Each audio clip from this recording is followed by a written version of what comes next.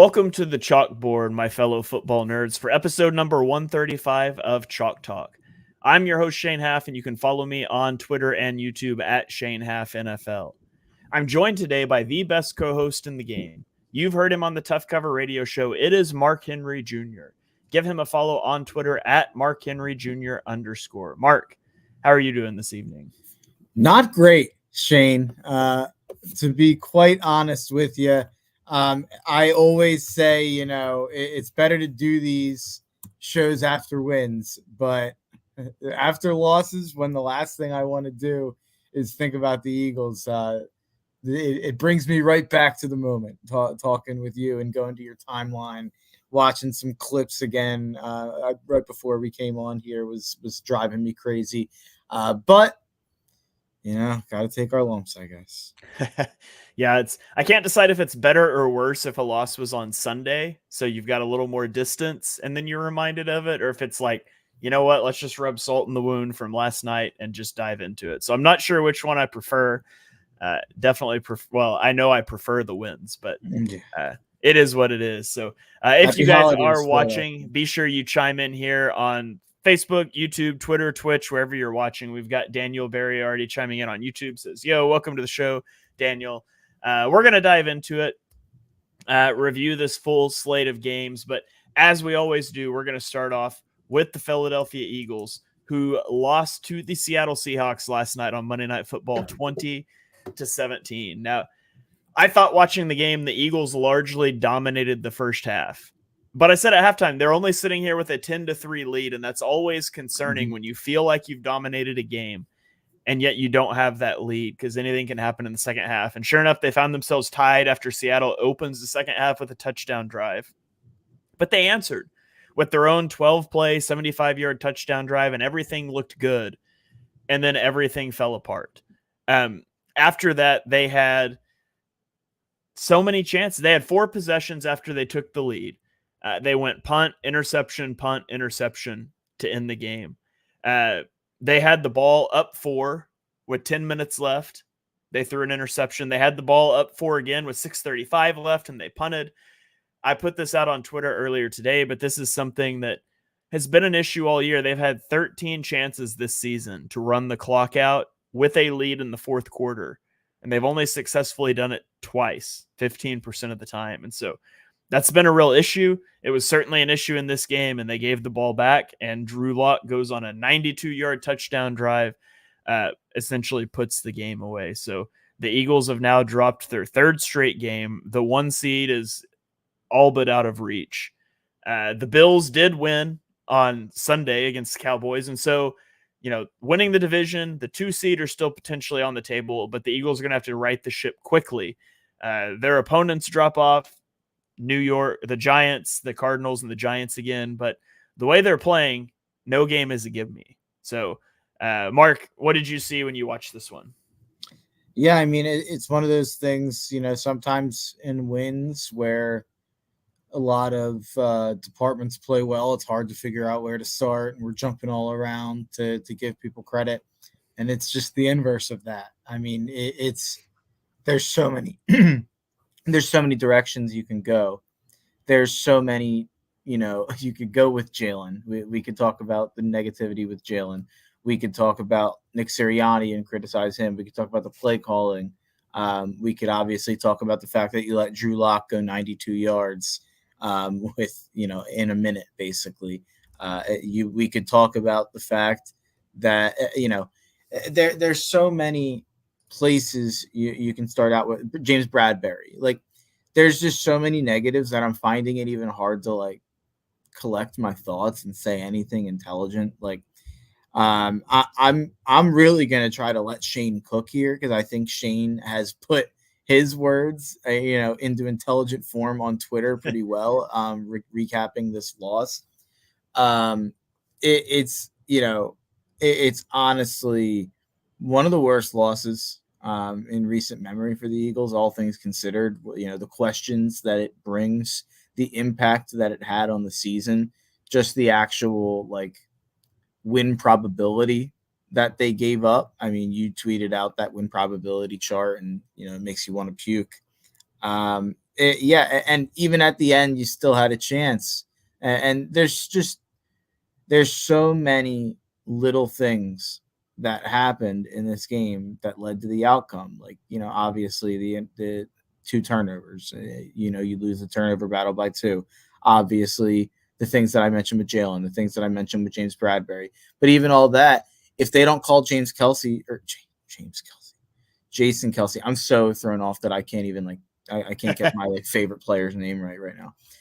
Jason Kelce, if they don't call him for a false start there, then we probably don't see Jake Elliott come out. We probably get a touchdown in that situation. You probably push it and you get to the 1 yard line and you push it there. And then the entire, script of the game is completely different. There's just so many woulda, coulda, shoulda moments, and it doesn't matter. None of those things matter. All that mattered in this game was the outcome. I didn't care how you got it. You just had to figure out a way to escape Seattle with a win. And, the sky is falling. But the funniest thing is, 3rd and 10, if you just get 2 stops, and, all probability is in a 3rd and 10, more likely than not, you're going to get a stop, even if there's 2 chances at it.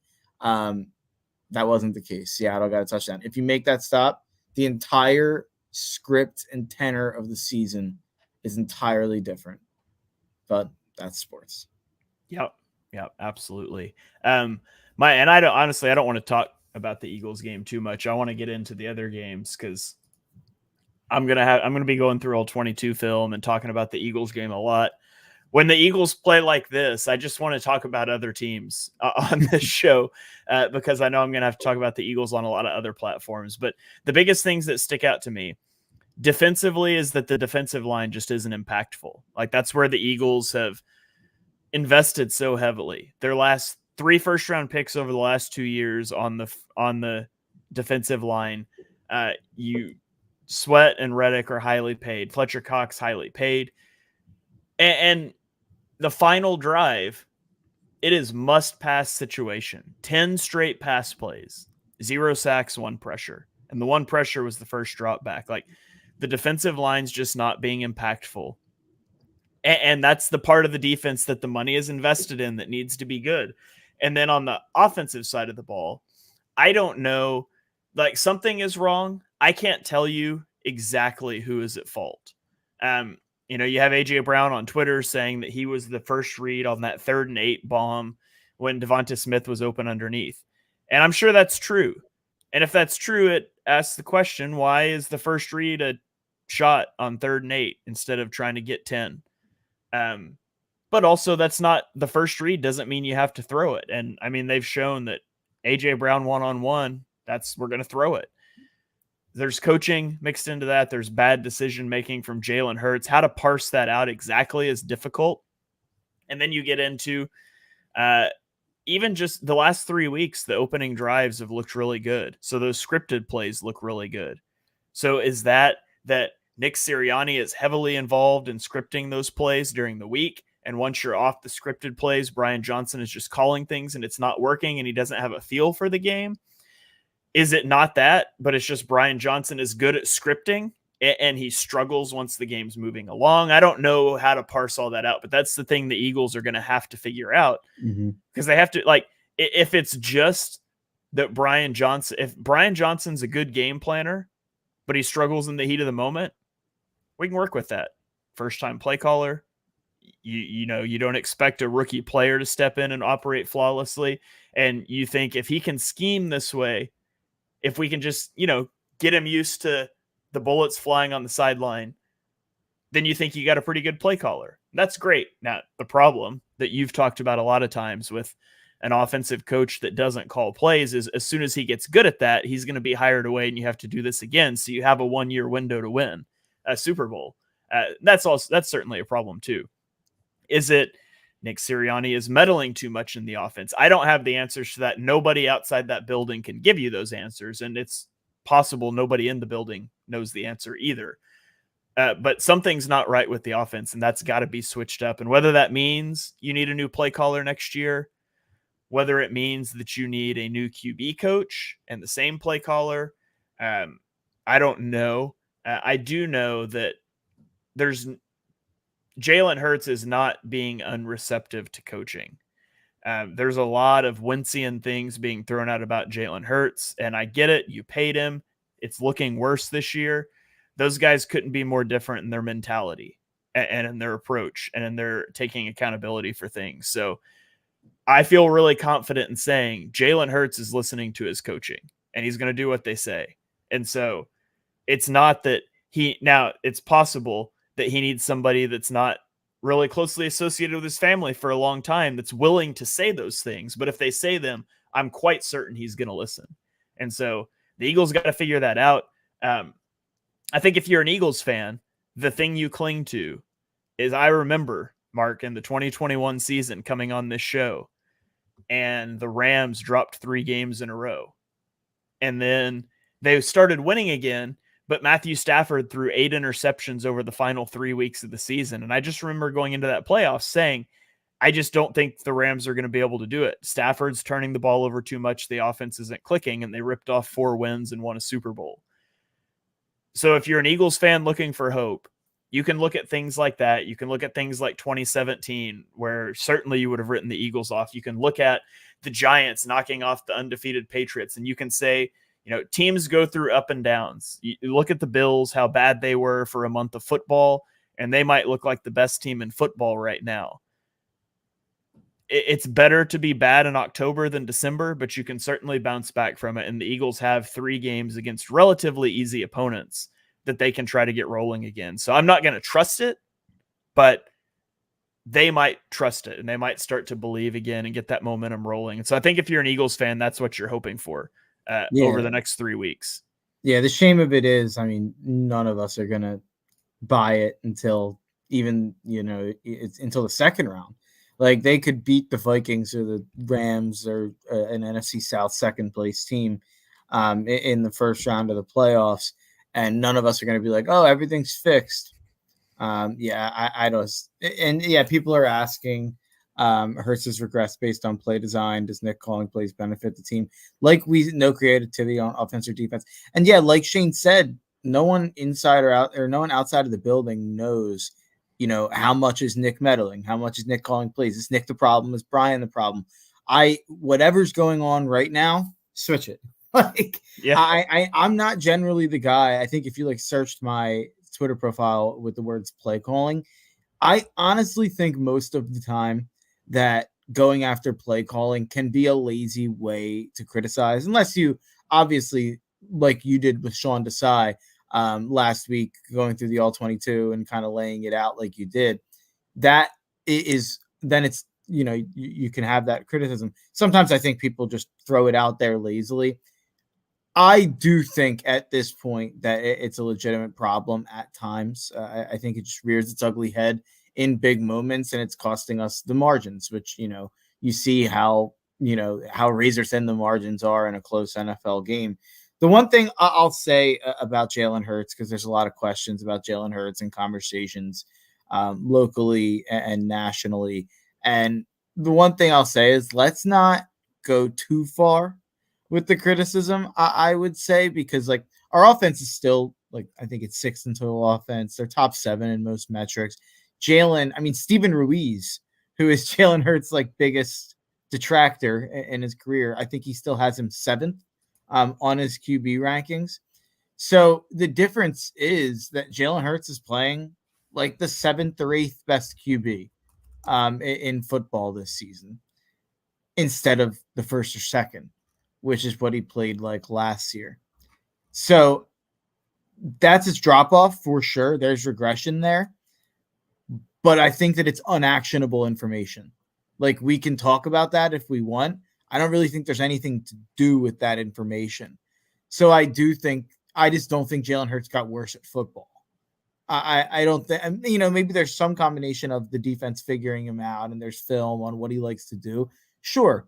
But I think that Christian McCaffrey clip, and I don't want to overreact to, the daily Eagles Twitter clip of the day that we're all going to overreact about. But the Christian McCaffrey thing is telling. That play is super obvious. That QB draw, they've run the same concepts basing it off of that. And I called out the Dallas Goedert tight end screen that went nowhere. you could see that was what was happening way before the play. If you've watched the Eagles run that play before, that's a different play than McCaffrey called out, but you just can't have that. I think that there's way too many instances of this team being really predictable. Dan Orlovsky, who not a guy that I love. And again, when I referenced Stephen Reese's QB rankings there, it was not me saying like that's gospel. It was me saying here's a guy who straight up just dislikes Jalen Hurts, in my opinion, dating back to last season in some of his tweets. Having said that, he still has him 7th. So I think having said all that, looking at the stats, I get that the turnovers are frustrating, and I have no answer about the fumbles. The fumbling thing is ridiculous. There's another quarterback we're going to talk to that We're not going to talk to Trevor Lawrence. Spoiler alert. But you got Trevor Lawrence on the podcast? Yeah, I got him. I got a guest. He's coming on in 15 minutes. But yeah, him and Jalen definitely both have a frustrating fumbling problem going on right now that, to me, it's hard to sit here and be like, I think this is a serious problem that I'm worried about going forward, and not say this seems like something weird that's happening related to the fumble. It's Dak Prescott last season. Like, Dak Prescott's been a remarkably low interception player, and last year he led the league in interceptions despite only playing like 10 games or whatever it is. Sometimes there are anomaly seasons in terms of turnovers. Now, you look at Dak this year, very few turnovers. If you look at Jalen next year and he's turning the ball over to this degree again, we start to talk about a problem, but it hasn't historically been a problem. Like, I think the team's very much going through a rough stretch right now, and I think they're searching for answers, and that's just not where you want to be in December. But if you are going to be there, having the Giants for 2 of your next 3 games doesn't hurt. Yeah, the one thing I'll say about the Giants is they were looking competent for a couple weeks there. I think Dable is a competent coach. I won't be surprised if one of those games is really annoying. Yeah. But I think the Arizona game will be annoying. There's no way you can convince me that Jonathan Gannon storyline won't be a thing during that game. Absolutely. So, yeah, it's a frustrating situation to be in. Honestly, I'm at the point now with the 1 seed gone. I don't care how they get there. Just figure it out for the playoffs. Like, I'm at the point where the 2 seed, the 3 seed, the 5 seed, I don't really care. I just want them to figure it out. Whatever the best avenue to that is, whatever the best avenue to, and, obviously the rebuttal to that is winning the 3 games is the best avenue for sure. But whatever is going to lock this team in for the time when it counts, which is probably the divisional round, that's what we got to worry about. Yeah, so hopefully the Eagles are able to trend up over the next couple of weeks. Shaq Leonard is cooked, by the way. Yes, there's a reason that the Colts, a team in playoff contention, let him go. So, all right, a couple of comments here, and then we'll turn the page. Todd asks on Facebook, why all of a sudden are we not getting pressure up front? I think it's the lack of rotation all year long, starting to catch up with you a little bit. Also, I mean, Hassan Reddick's a tremendously hot and cold player, so hopefully he's able to get hot over the next couple weeks. Sirianni has the Tecmo Bowl offensive playbook. I introduced my son to Tecmo Bowl over the weekend, so had a lot of fun with that one.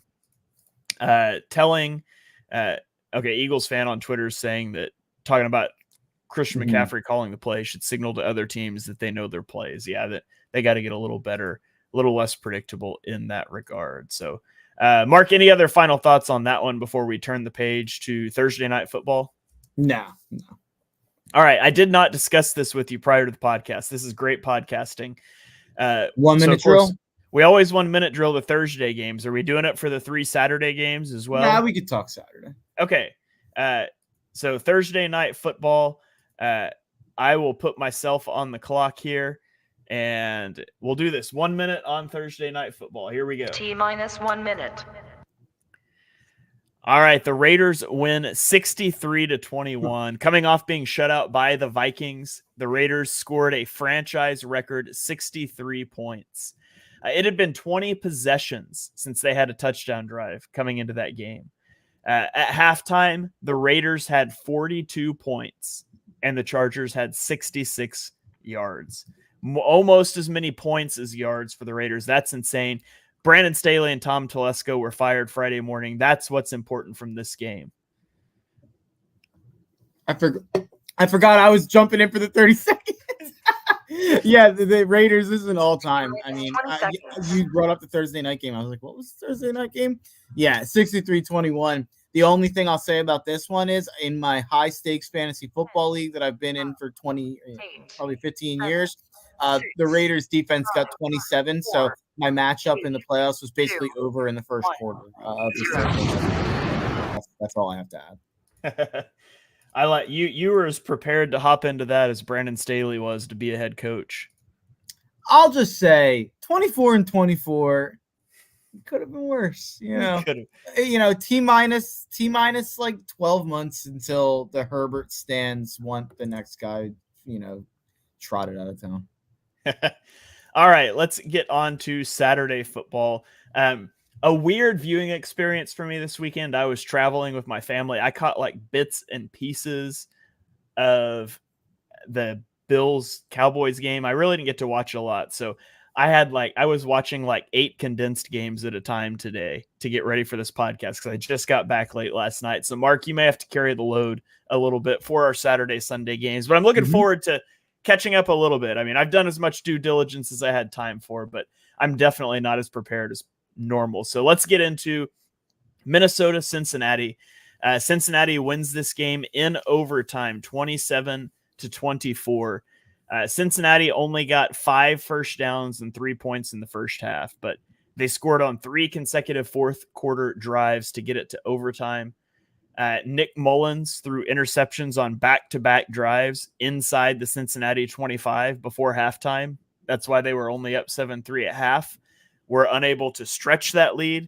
It was a rough game, kind of all the way around for offenses, but the Jake Browning Cincinnati Bengals managed to pull this one out, and they're still on track for a playoff spot. I never would have thought we'd still be talking about them in the playoffs after the Joe Burrow injury, but here we are. Yeah, this was a crazy. I mean, you look at the win probability chart, it looks like the Eagles won here. Vikings were supposed to win this game the entire way. Bengals wrangled it away from them in the way that I feel like the Vikings wrangled so many games away last year. That's how it goes in the NFL with the 1-score games. But Ty Chandler looked great in this game for Minnesota. I guess the only thing I really have to say about this game is that a lot of people criticized KOC, Kevin O'Connell, for going with the back-to-back QB sneaks on 3rd and 1 and 4th and 1, and not running the ball. It's the right decision. They just messed up the snaps. Nick Mullins is an idiot. It just didn't work out. So many people just judge based on results instead of actually. It's just one of those things where no matter what you do, if you don't get it on 3rd and 1 and 4th and 1, people are going to criticize you. So I think QB sneak is the right answer, even without the tush push. Even if your QB is Nick Mullins, I still think it's the right answer. I still think the percentage chance is in your favor. But obviously, if you fumble snaps and you can't snap the ball, that's going to be a problem for whatever play you're calling. So I think that people just like to criticize coaches when they lose close games, but I think KOC is doing a great job this year. Yeah, I agree with that. So, all right, we'll go on to the next game here. If you guys are watching here live, you can drop comments. Let us know what you're thinking about some of these games. If you're listening later on the audio broadcast, again, 5-star rating and reviews really appreciated. But let's roll on to Indianapolis, where the Pittsburgh Steelers came into town. They jumped out to a 13-0 lead, courtesy of a short field touchdown drive after the Colts missed a 56-yard field goal, and then a blocked punt that set the Steelers up at the 1-yard line. The Colts then ripped off 30 unanswered points over the final 42 minutes of the game. The big thing everyone's talking about in this game is the hit on Michael Pittman that led to suspension for the rest of the season on safety DeMonte Kaiser. That was not the only injury that was sustained by the Colts. 2 skill players in this game. Michael Pittman has the injury. Zach Moss left the game with an injury too. Obviously, Jonathan Taylor has been out for a few weeks. And then Trey Sermon and Tyler Goodson, a practice squad elevation, a Madden legend. He's like the 65 overall guy with 99 speed that everybody wants in Madden to develop a halfback. combined for 157 yards on 28 carries. The Colts ran the ball on 20 of their final 21 plays to end the game. And they win this game. The Steelers bitch Mitchell Trubisky, and now Mason Rudolph's going to start next week. And the Steelers sit at 7-7 with games against Cincinnati, Seattle, and Baltimore left, and they can only afford to lose one, or Mike Tomlin's no losing season streak will come to an end.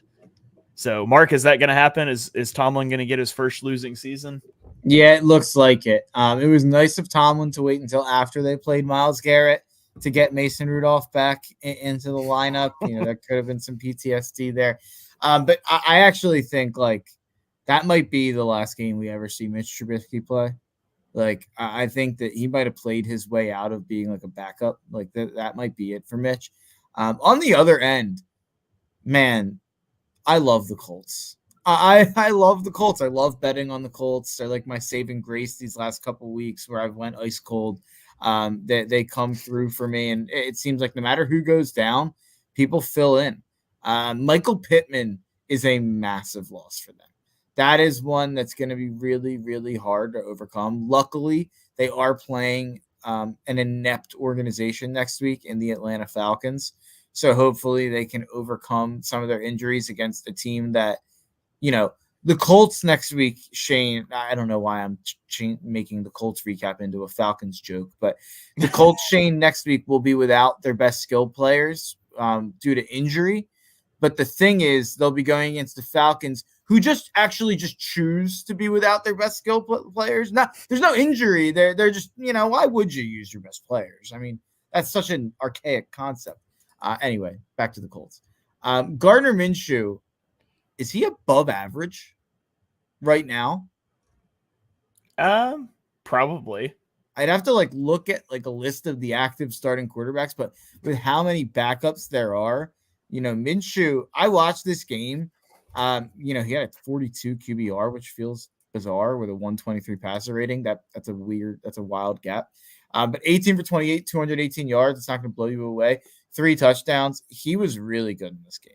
I thought Minshew was awesome in this game. And you went nuts about Tyler Goodson. I thought you were going nuts about Trey Sermon. That is, that's a favorite from back in the day for me, you, and Dibes. Back in his Ohio State days. I believe he went to Oklahoma before that as well. So Trey Sermon, we're big fans of his on the pod. I was sad to see him get cut from the Eagles. I always hoped he'd kind of get a chance, maybe even cut Boston Scott for him. But I know some people that'll be blasphemy to some. At least this week. Yeah, I'll be betting the anytime touchdown for sure. Yeah, I got research guy chiming in on Twitter, says with Shane Steichen, he is an above average. Yeah, and I think there's a lot of truth to that. Shane Steichen's done an incredible job with Indianapolis. Should definitely be in the running for Coach of the Year, which, by the way, planning a pod on a pod, but we got to do our Coach of the Year, MVP, all that stuff. Maybe the Week 18 podcast, we do that. Yeah, definitely. I guess my one question is, if Anthony Richardson stayed healthy, what do you think the Colts record is? Ooh, because I have an answer that I think will surprise you. Do you think they'd be worse? Right now. I think, I think they'd either be the same or worse. I actually think they're better off right now with Minshew, and that's not demeaning Richardson. I think Minshew's done an awesome job. And I'm not even the biggest Minshew guy. I think I'm pretty in the middle on Gardner Minshew. Yeah, you're probably right.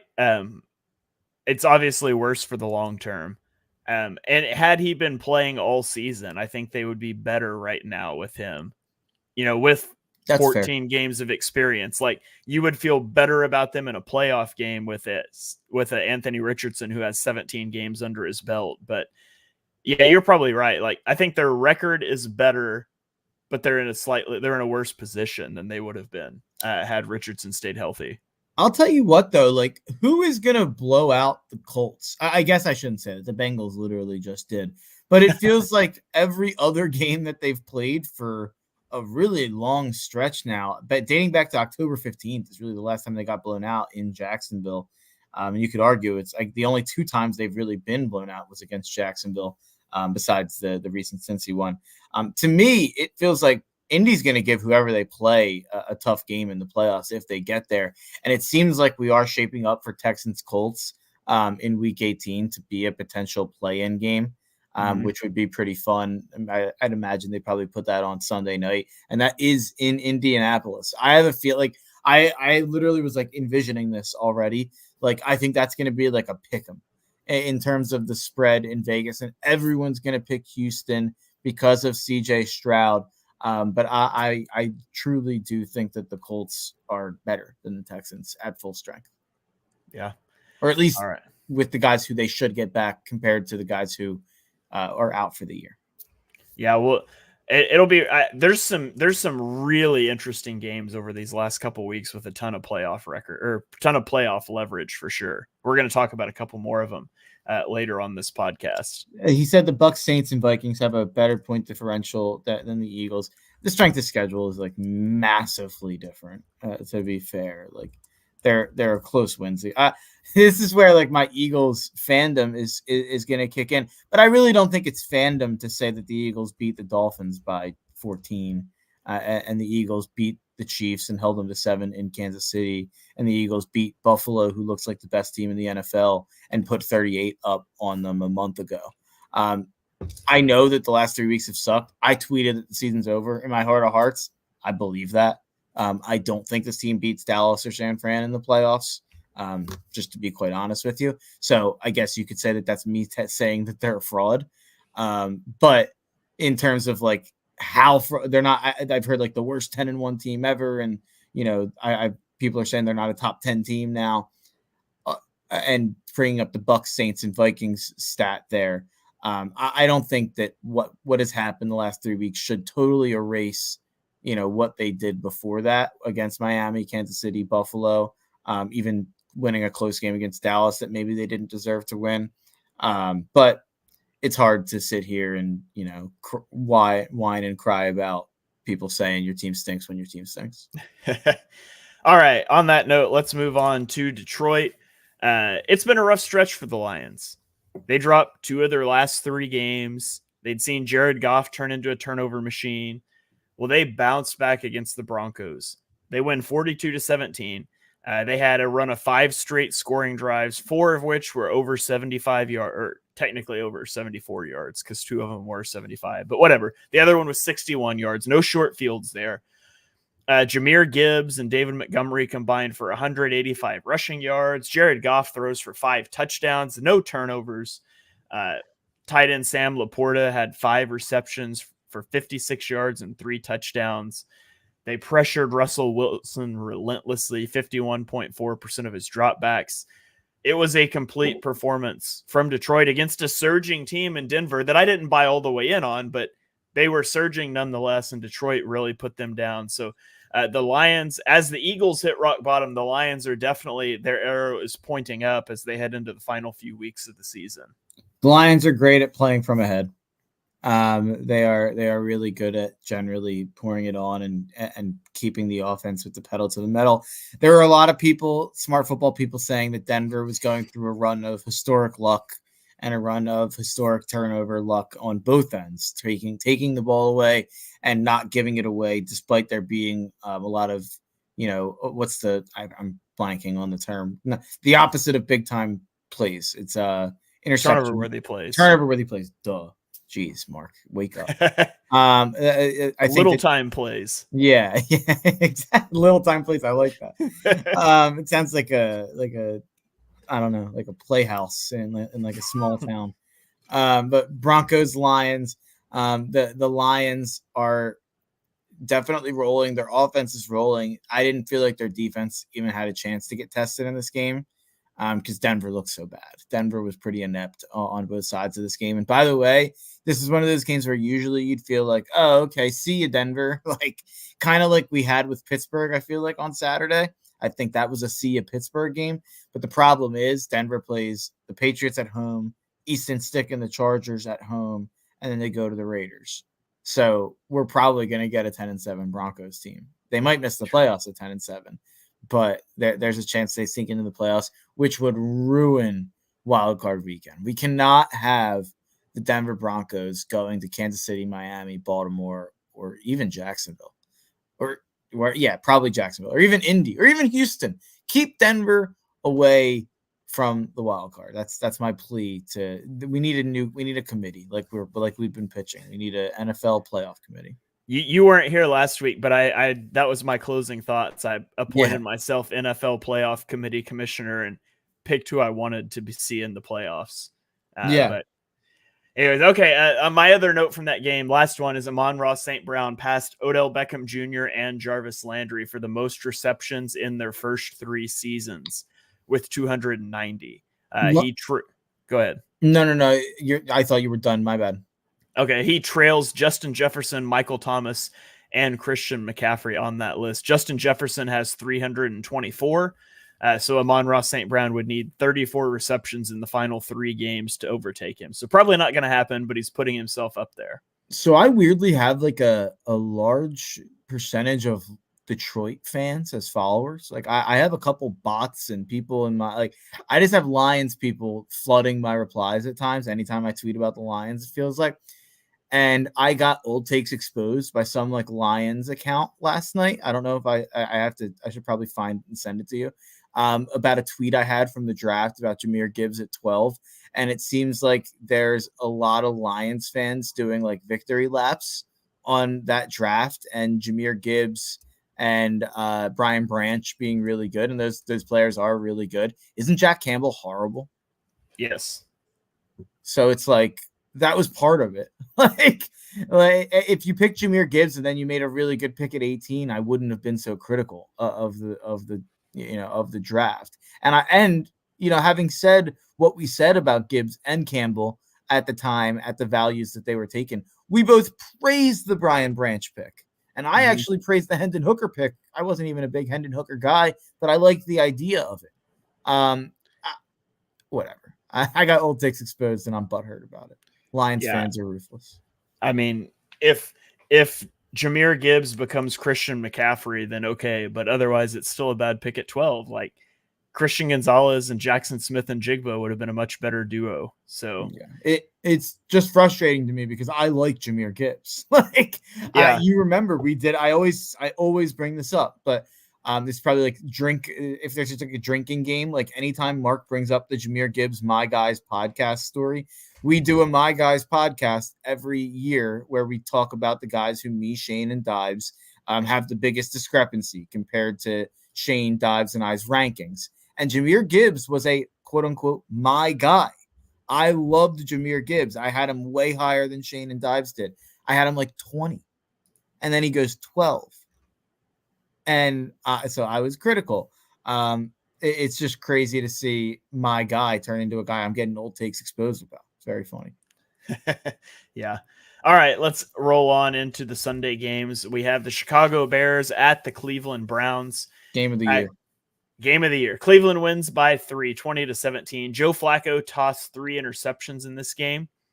His patchwork offensive line wasn't protecting him or opening up holes in the run game, and yet he did rally from down 10 in the fourth quarter to come back and win, including leading a game-winning field goal drive. At one point, Cleveland was playing their third right tackle, their backup left tackle, their third center, and a backup offensive guard. Not to mention Joe Flacco, who is their fourth quarterback. So it's just wild. But here's a fun stat for you, Mark. I guess this isn't a stat, but whatever. This was Joe Flacco's first game-winning drive since week 2 of 2022. Who did he beat in that comeback drive? What team? Yeah, what team did he beat? I have no idea. Throw it at me. The Cleveland Browns. That makes sense. He was with the Jets, led a comeback win in Cleveland on the same field where he did it in this one. I was trying to think of funny. I was trying to think about teams moving. I was was there a team that doesn't exist anymore? I was St. Louis Rams. I went a way different path there in my head. Yeah. I thought the Bears defense had a good day in this one. Montez Sweat finished with 2.5 sacks. But the defense crumbled at an inopportune time. They gave up a field goal, touchdown, and field goal on 3 of the final 4 drives. The Bears offense was only 4 of 18 on third downs. Fields he was under 50% completion. he did have one brutal drop that would have been a huge touchdown to Cole Kmet. So up and down for the Bears, who honestly don't need to win games, but it is what it is. What'd you see in this one? I watched every snap of this game because I had Bears +3, one of the more heartbreaking pushes of all time for so many reasons. But that Hail Mary should have been one of the greatest plays in NFL history. And to have that robbed from us is just not fair. The football gods are not smiling down upon 2023. It's just that was such a perfect football moment that we'd be talking about forever and replaying forever. And Darnell Mooney screws it up for everybody. Can't hold on to the ball. But the Bears, this was just absolutely this was just absolutely dreadful loss in so many ways. Not that it matters. I mean, it probably helps them in the long run to lose this game in terms of draft pick purposes.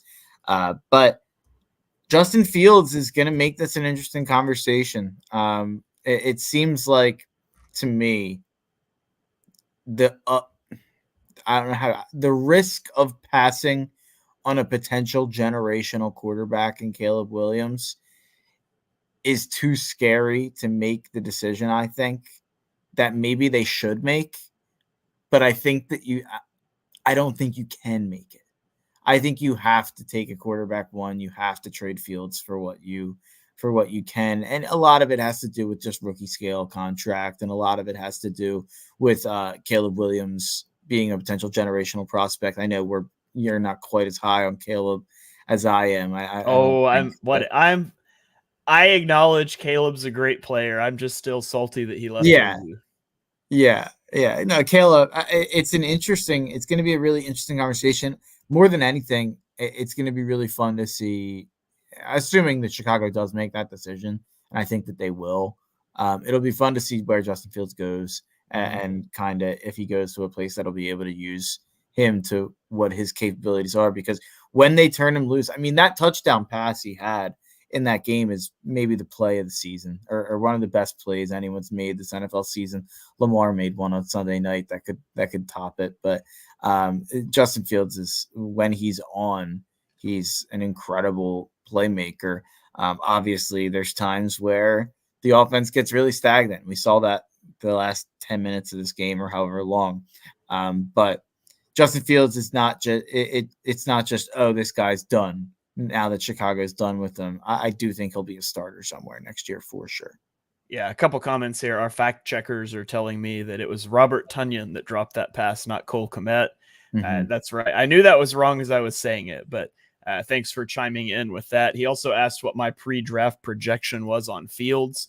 I do not have big boards, but before 2022, that stuff was all on a site that no longer exists. However, I was really high on Justin Fields. I had him QB2 in that draft, and I said he was closer to Trevor Lawrence than anybody else was. He was closer to QB1 than he was to QB3.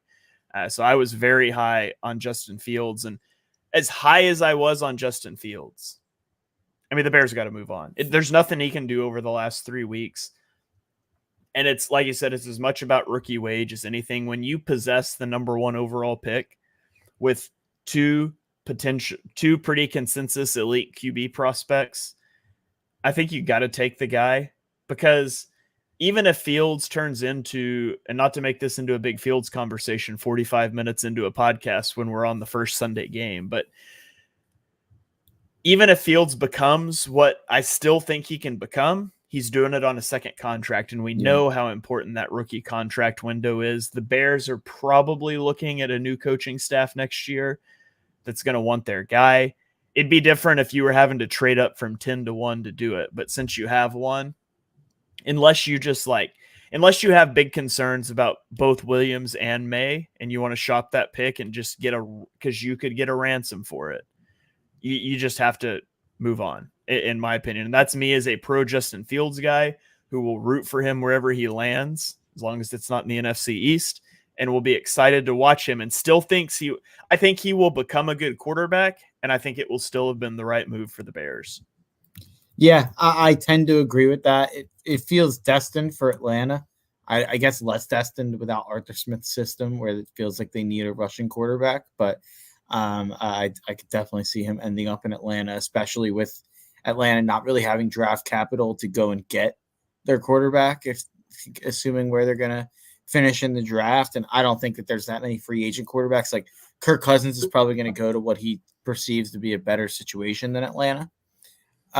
So I feel like my prediction would be Fields ends up in Atlanta with a new head coach. Yeah. A research guy says draft Marvin Harrison, keep Fields, and you still have another top 10 pick. As much as I love Marvin Harrison, I just don't think you can draft a receiver at number 1 when you could get maybe 4 first-round picks to move down to like 6. Like I just don't think you can do that, especially in the condition that roster's in. So I would love to see him paired up with Fields. I just don't think it's viable. Yeah, no, and I love Marv. He's the best receiver prospect I've ever evaluated. But the value of a potential generational quarterback is just so much higher. I mean, having, and this kind of goes back to the Trevor Lawrence thing. We're going to talk about Trevor Lawrence a lot. People are really upset about Trevor Lawrence online because they were told he was going to be a generational prospect. The thing about Trevor Lawrence that I always want to point out is the reason he was such a great prospect and such a lock to be the number 1 pick was because there was no way he was going to bust. He was going to be a good NFL quarterback. And no matter what your opinions are on his Urban Meyer would beg to differ. Yeah. Urban Meyer could make him bust. Yeah, that's fair. But in a baseline, setting, he was always going to work out to a certain degree. And no matter your criticisms that you want to have about Trevor Lawrence, and a lot of people want to have some, I think it's hard to argue that he is a good NFL quarterback. Caleb Williams, and also the reason that Trevor Lawrence was such a great prospect was because you're getting a percentage chance at getting a generational quarterback. When it comes at Shane, you're gonna fall asleep on me here because I'm gonna switch sports for a second. But it reminds me of Sam Hinkie and the process. People got upset with Sam Hinkie wanting all these top picks, and people point out now, oh, well, look, he didn't hit all of the top picks that he had. And Sam Hinkie laid it out in the times he's talked about it. He never claimed that he had the answer on how to hit the top picks, but he knew that the higher the pick, the higher the percentage chance at getting a franchise-changing superstar player. And the only thing that's comparable in value in football to a franchise-changing superstar player in basketball is a generational quarterback. So you move heaven and earth just to get a 20% chance, a 15% chance, if you think a guy can be a generational quarterback of his era. So that's just it. To me, there's the rookie wage scale of it all. Of course, there's positional value, but more than anything, you can't be the team that traded away the chance at a guy who could be, a top 5 quarterback. Yeah, agreed. All right, well, let's keep it rolling here. We might have to add in some additional 1-minute drills as we keep going here, but let's go to Tampa Bay, where Baker Mayfield was perfect QB rating. Just kind of insane. He's the first visiting quarterback to ever put up a perfect QB rating in Lambeau. He was 22 of 28 for 381 yards and 4 touchdowns. Now, it wasn't all pretty. He did lose a fumble inside his own 5 to set up Green Bay, taking a 7-3 lead, but he never looked back after that. This was the first home loss in the month of December for Green Bay since 2018, which is kind of a crazy stat. But after they started out the season 2-5, then they went on the hot streak to get to 6-6. Now they've dropped 2 straight.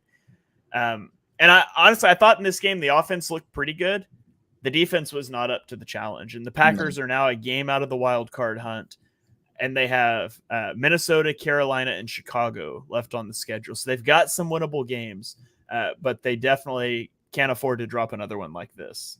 Nobody's rode a wilder roller coaster than the Packers fans this year. I mean, 2-1 to start the year, then you lose 4 straight, then you win 4 of 5, then you lose to the Giants and the Bucks. Like, it's just been a crazy up and down run for the Packers. I don't have much to say. It's funny, Matt LaFleur went from being like coach of the year candidate 3 weeks ago to now. I even heard some rumblings that maybe he could get fired. It does always feel like we get one bizarre firing a year where it's like, whoa, really? Maybe that's LaFleur. Maybe if they don't pull the nose up here and make the playoffs, I don't think that'd be right to do. I think the progression you've seen from Love alone should keep the job for him, I think. But just something I wanted to bring up in case it happens, because I have heard some rumblings with that. Tampa is so much more fun to watch than I ever thought they could be. It feels like they're basically the team that we were hoping the Brady Bucks would be last year. I think that I actually heard someone compare Brady and Baker's numbers. Brady's numbers were like way better last year than I remember, because in real time we were talking every week about how cooked Tom Brady was. But watching the Bucks week to week, it just feels like their offense is competent. And it feels, you can't say that about too many, teams right now. There's a lot of teams out there that you watch their offense and it's not competent. So Baker Mayfield, good for him for kind of pulling up the nose and getting, in Carolina, it looked like he might be donezo in the NFL last year, kind of revitalized his career in LA with a couple nice games. And then, this Tampa year, he's going to be a starter next year again somewhere, maybe in Tampa. All right, I'm going to ask you a question, and then I'm going to refuse to answer it, and we're going to move on to the next game. Is that fair? Okay. Yes. Okay. If you knew for a fact that Matt LaFleur was going to get fired. Matt. Oh, I just got so mixed up. Sorry, Matt. Mike. You're right. Yeah. No, you got it right. I messed up. Okay, wait, which LaFleur is it now? Matt, you're right. Okay. I'm wrong. If you knew for a fact Matt LaFleur was going to get fired, and you also had insider information that he would accept the job if it was available, would you fire Nick Sirianni? No. Okay. No. Just had to ask. No. Definitely not. Research thinks they should. But I thought Nick Sirianni's made the playoffs all of his 3 years. He's like, his coaching record is historically great, not just in the Eagles franchise, but among the NFL. I'm not saying he's the best coach ever, but I come on. I'd absolutely bring him in for the OC role. But not make any further comments. Okay, let's move by the on. way, coaching carousel time. Sirianni, let's take it as a joke. They're 10-4. They have the 7th best offense. I don't want to get into a whole thing. It's rough right now. It's brutal, but come on. Yeah, sorry. I'll move on. You were gonna say something. I got distracted by research guy. He's getting me. The comments. It's it feels like once every other episode, it's me going at it with some guy in the comments, which I love the guys in the comments. Keep those comments coming. Yeah, keep Mark off balance. Keep me forgetting you're a good pass rush. Mark, we need some more pressures on Mark throughout the rest of this podcast. We all know I don't handle pressure well. I break out of the pocket and I'm lost. I don't know what I'm doing. I'm like Jalen on the run. I'll scheme up some better questions for you here. Yeah. You're in a rhythm. So let's go on to Texans versus the Titans, where the Texans won this game in overtime, and they were great on defense. This is a really funny typo, but in my notes I put CJ Stored instead of CJ Stroud. CJ Stroud was unable to play in this one, and Case Keenum threw a pick 6 in the first half, but the defense was incredible, and it kept them in it to the end. They held Derrick Henry to 9 yards on 16 carries. He became the first player in NFL history to have at least 20 touches in a game with less than 15 yards from scrimmage. The Titans only had 204 yards of total offense in this one. Now, it took a field goal as the clock hit triple zeros in overtime to get it done. But the Texans got a huge win for draft purposes. For playoff purposes. They're one of 4 8-6 teams that are vying for 2 wildcard spots right now. So They got a big game from Devin Singletary, 121 yards on 26 carries. Being able to win that game without CJ Stroud is huge for them moving forward, even if it's against a team like the Titans. Yeah, I mean, there were times in this game where I was like, man, if they could get a tie, that'd be huge. Like, if they could get a tie, they could stay in the playoff race for Stroud. I was very anti-tie because I did not want to have to factor that in on all of my simulations later in the season. I was rooting for the tie full on. I was watching a couple games, and when I looked back and the Texans were driving within like across the Titans 50, I let out like a darn it. Like I wanted a tie. Like I'm a big fan of the ties in the NFL.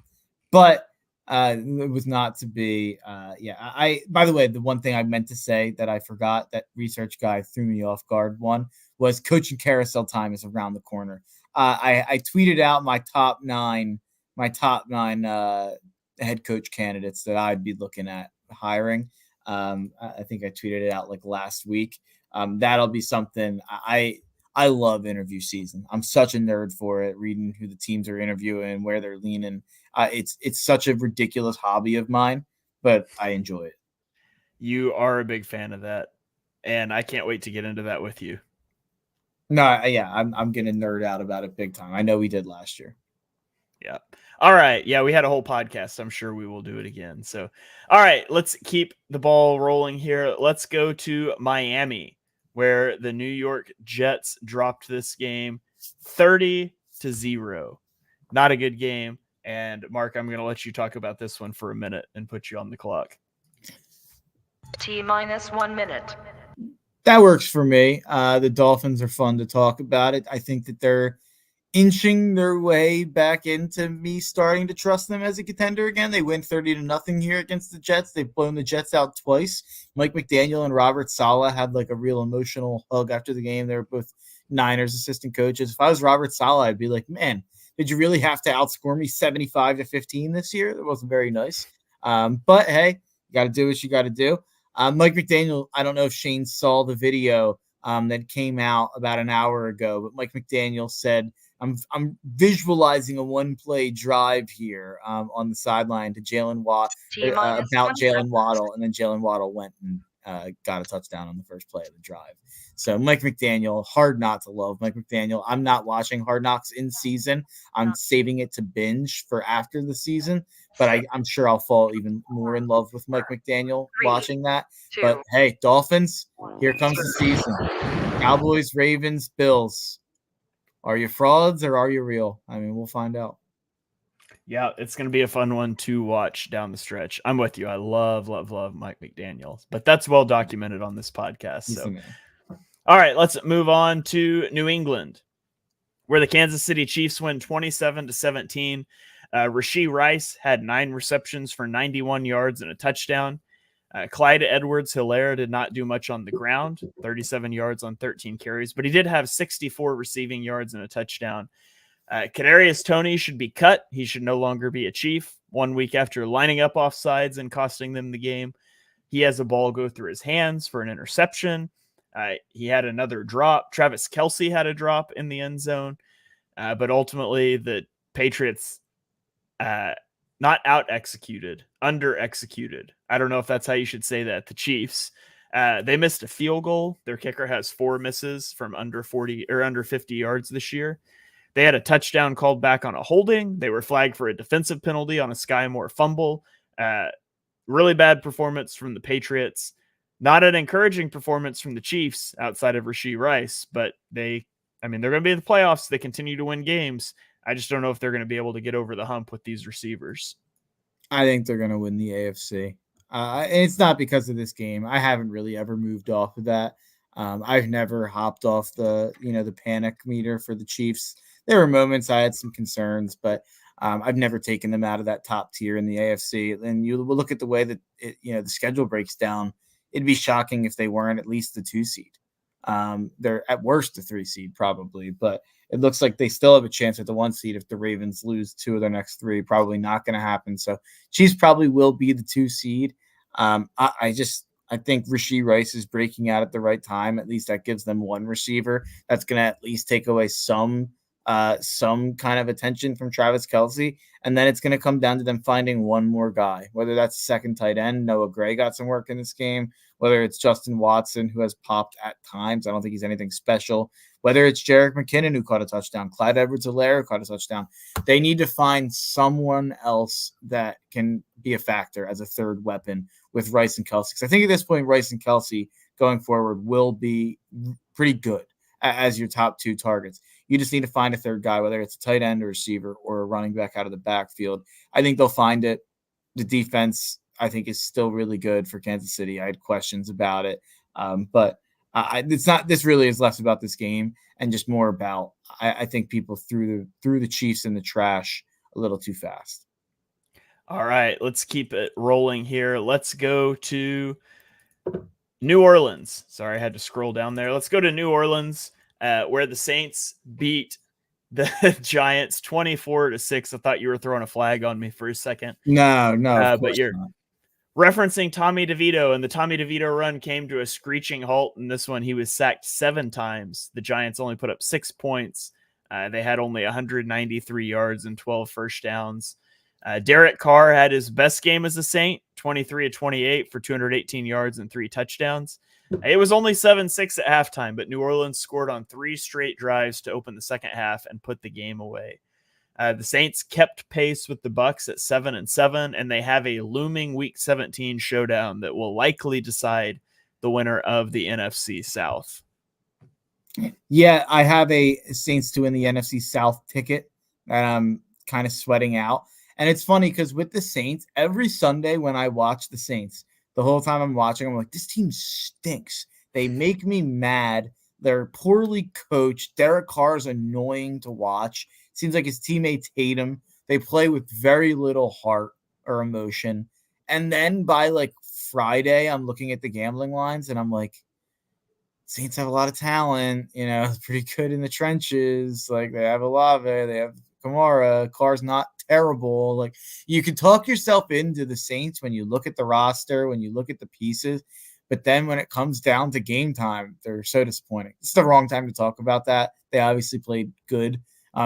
They played the Giants, but it's going to be interesting to see. I would probably bet that the Bucs probably edge out the Saints if I had to guess right now. Then the Eagles should win by 14 plus.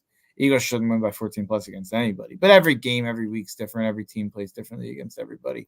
The Saints, it'll be interesting to see if they can kind of put it together for these games at the end of the year. It would be disgusting if the NFC South gets the second wild card team in, by the way. Ugh. Yeah. They got a good defense. They've got a really good defense. It's just the offense has not been great. However, last note of this game, Alvin Kamara had 110 yards from scrimmage in this one, 66 rushing, 44 receiving. He's now over 1,000 scrimmage yards for the 7th season in a row, becoming only the 16th running back in NFL history to do it in each of their first 7 seasons. The last 3 to accomplish it are LaDainian Tomlinson, Adrian Peterson, and Matt Forte. So he's in good company there. Matt Forte is like, which one of these is not like the other? The 2 best running backs of my lifetime, and then Matt Forte. Good for Matt Forte for being on that list. One thing I'll say is, Shane, how aware are you of Tommy DeVito's agent, Sean Stellato? I've seen pictures. Yeah, absolute legend. So Todd McShay, don't know. Are you a Todd McShay guy, Shane? I don't care really. Don't really have an opinion. Yeah, I've always liked McShay. Seems like a good guy. I feel like his draft takes line up with mine a lot of the time. I feel like he likes tall DNs like I do. Maybe we've got a similar type.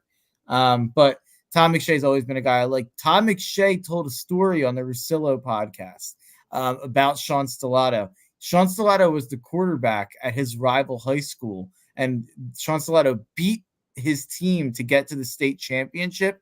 10 years later, Sean Stellato was writing a book about that state championship win for his high school and tried to interview Todd McShay for the book. And Todd McShay told him to F off, assuming he'd never hear about him again. And he'd never hear about the book again. He never heard about him. And then he's watching Monday Night Football. He's watching Tommy DeVito go up to his agent on the sideline. And he's like, oh my God, that's Sean Stellato. I just thought that story was unbelievable. But it's like Tom McShay's like, this guy's haunting my life. Like and now it's everyone's talking about how Tom McShay lost the state championship. He's like, maybe I was immature for being upset about that 10 years after the loss, but he's like, I'm even more immature that I'm still upset about it 30 years after we lost. Like, but it made me like McShay a lot more too.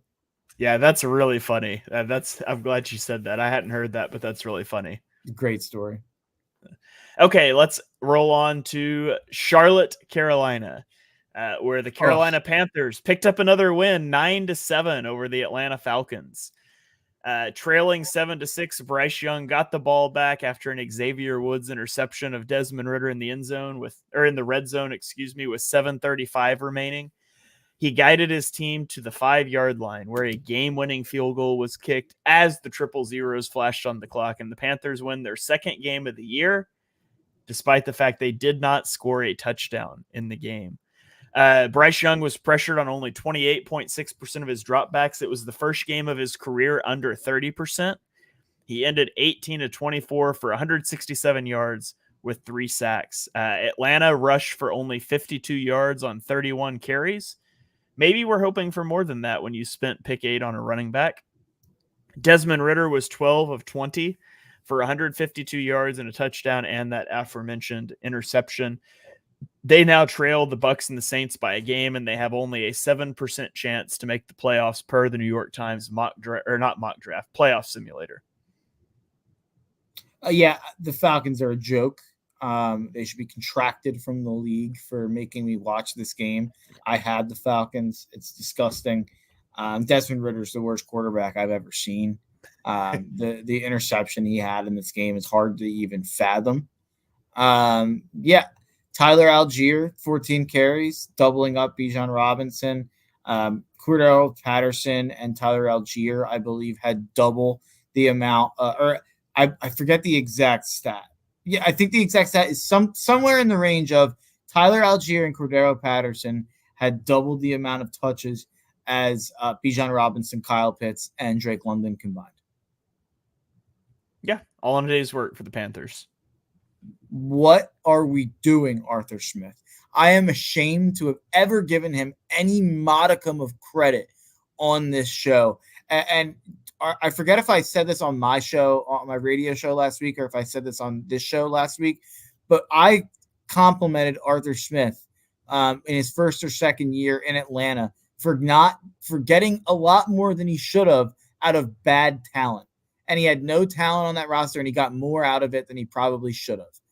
But that didn't mean that even if you have good talent, you should just keep trying to get more out of bad talent. You should actually just use the good talent and maybe even get more out of the good talent. But I don't know. That's just, maybe I'm being crazy. All right, let's keep it moving here. Washington at the Rams. The Rams led 13-0 at halftime. Wait, you throwing the flag on me? Flag. I forgot. Okay, here we go. T-1 minute. Okay, so the Rams led 13-0 at halftime. They had 4 possessions where they didn't even give up a first down to Washington. Now, you see 20-28, but this game's not as close as it looked. Washington scored 2 touchdowns in the final 8 minutes of the game. Now, obviously, you don't want it to get that close because a recovered onside kick, and all of a sudden you're looking at an overtime that never should have happened. And so the Rams should have done a better job of closing it out. They gave up a touchdown drive. They went 3 and out. They gave up another touchdown drive, and then they ran out the clock. But on the Rams side, Kyron Williams racked up 152 rushing yards. Now, he did put the ball on the turf twice, but he's playing really well outside of that. Cooper Kupp had 111 yards and 1 touchdown, so the Rams' offense is looking good. On the Commanders' side, I mean, they finally played the quarterback they should have been playing all year. And you saw that they could be semi-competent, but alas. Rams are the 4th best team in the NFC, by the way. Do what? Rams are the 4th best team in the NFC. Ooh, dropping that one off the top rack here. I'm sorry, 5th, probably 5th. But I will say Rams Lions would be really, really fun. I want Rams Lions badly. The Stafford Goff revenge games. double revenge games. It cancels it out. There's no revenge on it. It's like, well, I guess someone will get There's revenge for somebody. Yeah. It's a double revenge game. I mean, there's not really though, because like it's only revenge if Jared Goff wins. Yeah. If Matthew Stafford wins, it's like, I mean, yeah, but it was a compliment to you. We got like multiple first round picks for you. And I think they like work together. Super Bowl somewhere else. No, yeah, I think they I think Stafford in part picked LA too. Yeah. But it could be a Jared Goff revenge game for sure. Yeah, I do think the Rams doesn't it just feel like it just feels like it would be very to script for the Lions to lose like their first home playoff game of our lifetime, and to the quarterback who they, it was like their quarterback for a day. It feels impossible for the Lions to win that game with all of that narrative on the line. I would love to see it though. Research guy says the last time Goff played Stafford, the Lions were 0-7 and the Rams were 6-1. A lot different now. Yeah. All right, let's keep it rolling here. We're going to go to Arizona, where the Cardinals hung with the 49ers for the first half. They only trailed 21-13 at halftime, but San Francisco poured it on in the second half, and Arizona could not keep pace. Brock Purdy threw 4 touchdowns. Christian McCaffrey had 115 receiving yards, 115 rushing yards, 72 receiving yards, and 3 total touchdowns. Arizona ran the ball well on a San Fran defense that was missing Eric Armstead and Javon Hargrave. They rushed for 234 yards on 30 carries. But as the 49ers pulled away, they had to take to the air more, and a pair of Kyler Murray interceptions really hurt them in this one. The 49ers have won 6 straight games and averaged 34.5 points per game since their bye. They have Baltimore, Washington, and the Rams left on their schedule. They would have to lose 2 of those 3 to have any shot to surrender the 1 seed. So they've all but locked in the 1 seed, but they do have 2 fun games left. Baltimore on Monday Night Football this week, and then obviously that last game of the year against the Rams, which hopefully they have something to play for. I would like for that game to be meaningful. Yeah, I don't have much to add. I didn't watch the game, but the Niners are the best team in football, very clearly. It's, they're plus 200 right now to win the Super Bowl. And then I believe that the next highest team is the Chiefs at plus 550. So that is a pretty massive gap. They're pretty presumptive Super Bowl favorites, and they should be. It's hard to argue anything else right now with the way San Francisco is rolling. And especially with the fact that it seems like there's a wide gap between them and whoever number 2 is in the NFC. Seems like they'll kind of get out of the NFC unscathed while the AFC will eat each other alive. Yeah. Sorry. Had to duck there. My power supply I have it like Velcroed underneath my desk, and it fell off on my feet, and it hit my mic cord and my headphone cord that are looped under it, and almost jerked it off my head. So we're good now. But technical difficulties are a part of life on this show. And as far as that goes, this was a simple garden variety technical difficulty. So, all right, let's roll into the Cowboys-Bills game. We got 2 games left here. The Bills just dominated this game on the ground. James Cook had 179 rushing yards. The team as a whole had 266 yards on the ground. And the Bills won this game by 21.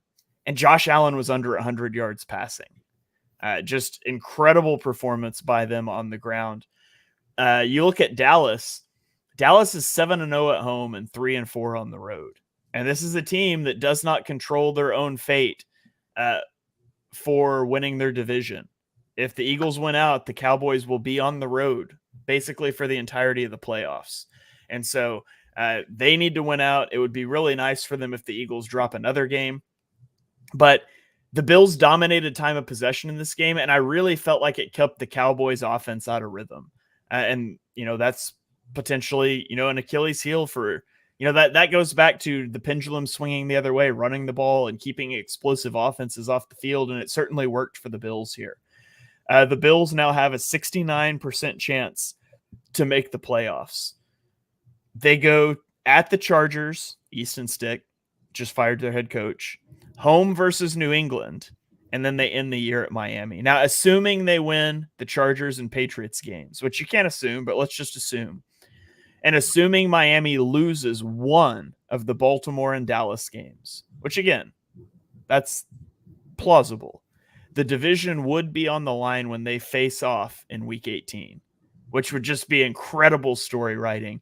That's what I'm pulling for. I desperately want the Bills in the playoffs because I think they might be the best team in the AFC right now. And so them missing would be a travesty. I want them to win out leading into that week 18 game and have that division. Them and the Dolphins are both going to make it, but who's going to win the division? Who gets to host a playoff game? I want that on the line in week 18. Be an awesome game to watch. Yeah, and it's interesting. You look at the percentages. I'm pretty sure I heard that they have a 31% chance to miss the playoffs and a 31% chance to win the division. And so then it's like 38% chance to get a wild card. But the problem is, if they win the next two games and they're sitting there at 10-6 and they lose to the Dolphins, they have the tie. Everyone else in the race has the tiebreaker on them. They've lost to every team in the race, if you look at it. So that's one interesting kind of factor that could play against the Bills. So it's almost like you do kind of have to root for them to figure out a way to win the division at 11-6, and then Miami gets a wild card at 11-6. That way you get both fun teams to watch in the playoffs.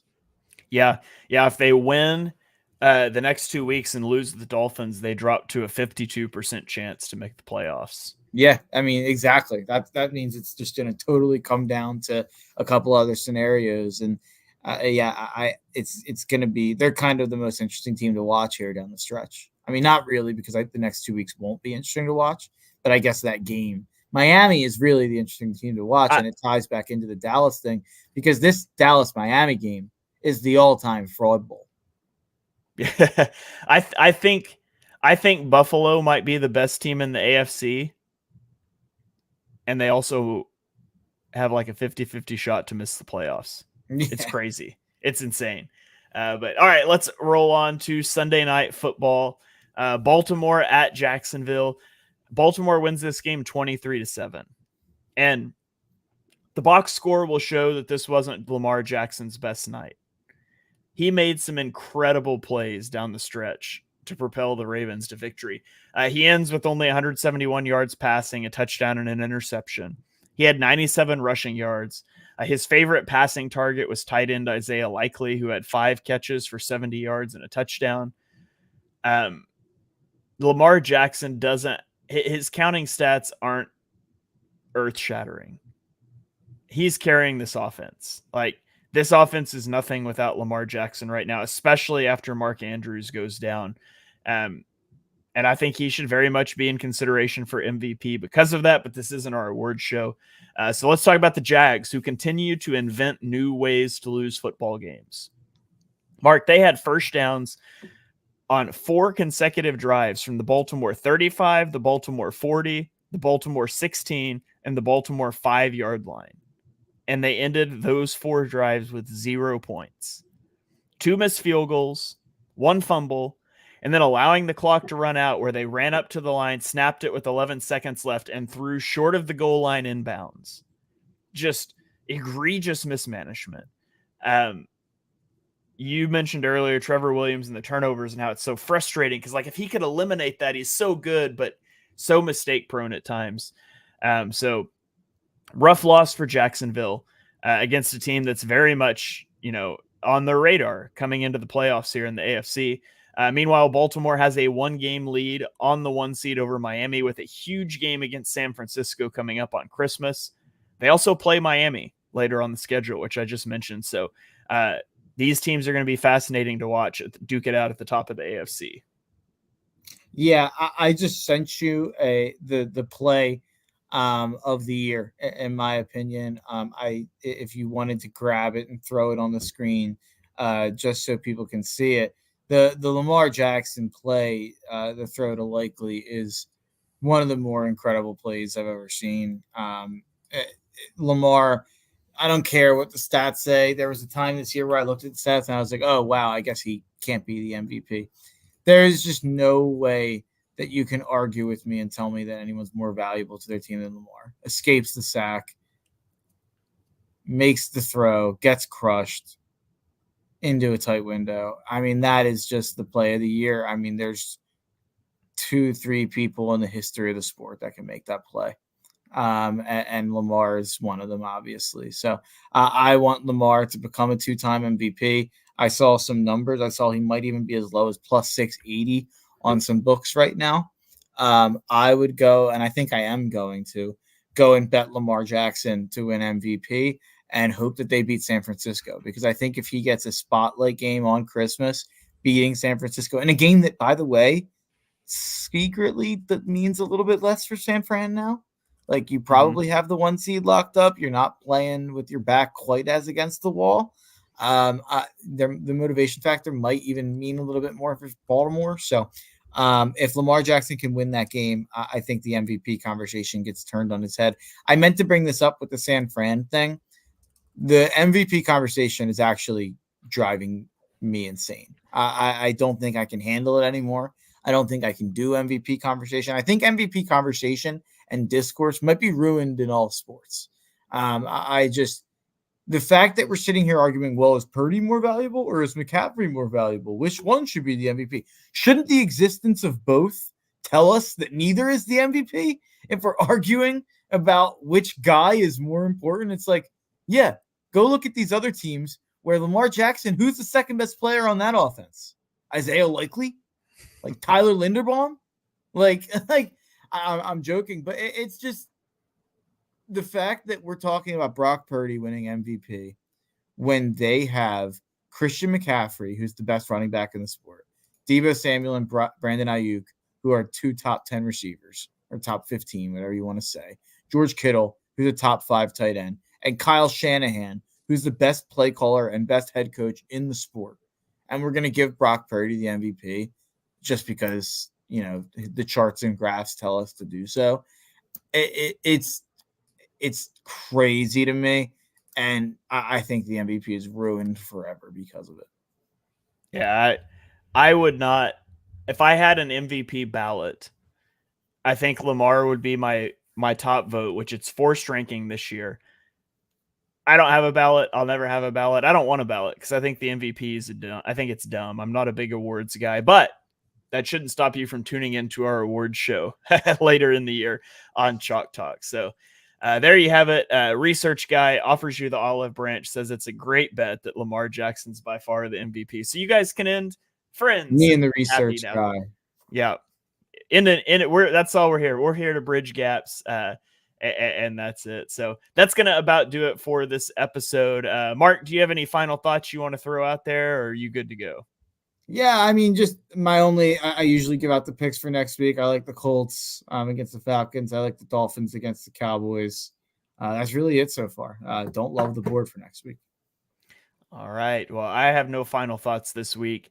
I'm spent from a late night of Monday night post-game shows and 3 hours of podcasting, not all on this podcast, but tonight. So we're going to get out of here. Thank you guys for joining us for episode 135 of Chalk Talk. To those of you in the comments, really appreciate you guys tuning in. If you enjoy what you heard on the show, and we know that you do, smash that subscribe button, turn on notifications so you don't miss our next episode. Drop us a 5-star rating wherever you stream your podcasts. We go live generally every Tuesday night throughout the season, recapping the entirety of the NFL slate. So hopefully you'll join us throughout the rest of the season, into the postseason, and then follow along with our draft coverage in the off season. So you can follow me on Twitter and YouTube at ShaneHalfNFL. You can follow Mark on Twitter at Mark Henry Jr., and we will catch you guys next time.